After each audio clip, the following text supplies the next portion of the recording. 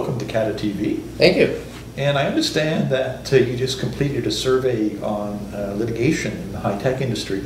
Can you tell us a bit about what you found out?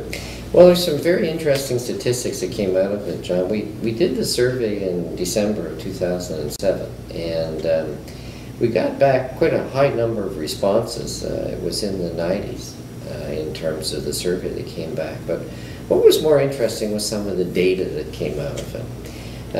Obviously, given what we do, we know that people get in lawsuits.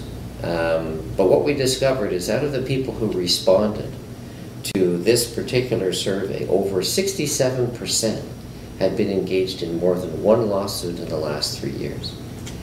Now that number is kind of significant, but what makes it really significant is that when we asked them to quantify the rough amount of fees, this is just fees paid. This has nothing to do with the amount of management time wasted or anything like that, but the amount of fees that had been paid in that time period was over $17 million.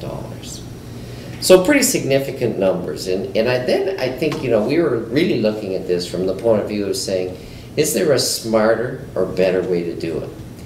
And so what we looked at was to say, well, how much impact did it have on your business? And 56% of the respondents said it had a substantial impact on their business.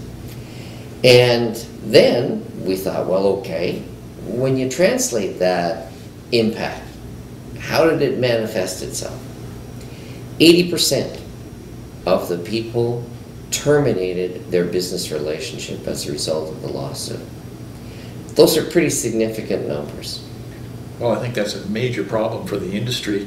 So in looking at the findings, have you come up with some remedies, perhaps some new ways of addressing these concerns? Well, one of the things that we've determined is that, you know, a lot of people are driving towards what's called a mediation structure, and I think that's only part of it. You know, there's that famous saying is that if the only tool you have is a hammer, everything looks like a nail. Not everything can be resolved by mediation. Not everything should be resolved by mediation. So what we've been looking at is to help the CATA membership put together what we call a toolkit of conflict management tools. So the real goal that you aim for, and I think this survey reinforces it, is that you aim to settle these disputes early and settle them fast, because that's how you keep the cost down. So what does that toolkit look like? Well, what are the parts? Well, you would have things that would, for instance, you have a range of items that would include an early dispute system. In other words, an early notification, an early warning system, in effect, that there's a problem. The other thing that we find is that, you know, you go back to Einstein's definition of insanity, which is doing the same thing over and over again, expecting a different result. Well, clearly, if you have a problem that's developed, in many cases, what started out as potentially a business problem, or actually started out as a personal conflict, develops into a business conflict. So we encourage people to, at that stage, go into this early complaint system where you pull the dispute up one level, so that the people who are sort of butting heads for whatever reason are basically given a chill out, while somebody more senior who's got some sense of the importance of the relationship can perhaps deal with the resolution. That's one alternative. Another alternative is mediation. Another alternative, quite frankly, is to look at bringing in what I would call mutual fact-finding, a joint fact-finding exercise, so that you can actually figure out what it is you're arguing about.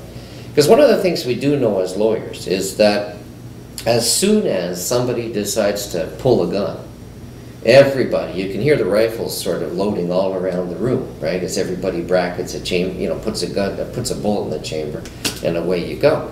So one of the things that you want to look at is to say, let's get everybody to cool down. Let's actually find out what the problem is, as opposed to stacking up bargaining chips that you're then going to use in this negotiation, which is the standard style.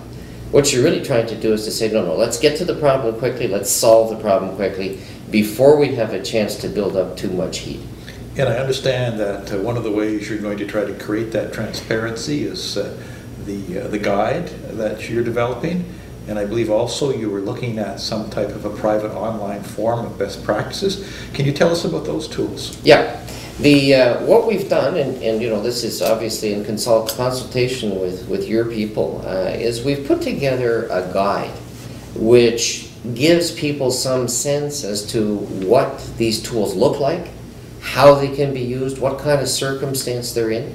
And then the other thing that we've done is we've actually looked at creating a structure within CANA so that people can participate actively in both understanding these tools, but as well having a methodology to practice with them and develop best practices so they can isolate what works for them in their circumstance. And the interesting thing about it, John, is that these tools can apply internally and externally. So you can build them into your contracts, but you can also build them into your HR practices.